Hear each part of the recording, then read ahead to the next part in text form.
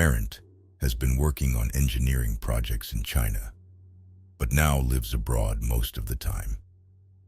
Recently, an old friend introduced a domestic engineering project, but there was a condition. The friend also introduced another subcontractor. The querent would hold the engineering responsibility and sign the contract directly with the client, then subcontract it to the friend's acquaintance. The upfront funding would be provided by the querent. So the querent is asking whether to take on this project and if there are any risks. All right, let's analyze this. At this time, the querent asks the question. We cast the chart based on that moment.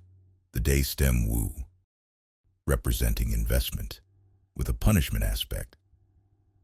Seeing Wu over G, it indicates the nobleman is imprisoned, with the death door in charge and rice star flying in, suggesting significant financial losses for the querent. The opposing and conflicting birth door is in Dui Palace,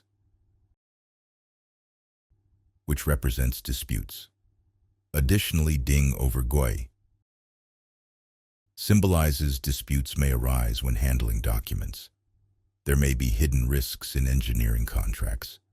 These risks could lead to payment disputes. Therefore, a reminder to the querent.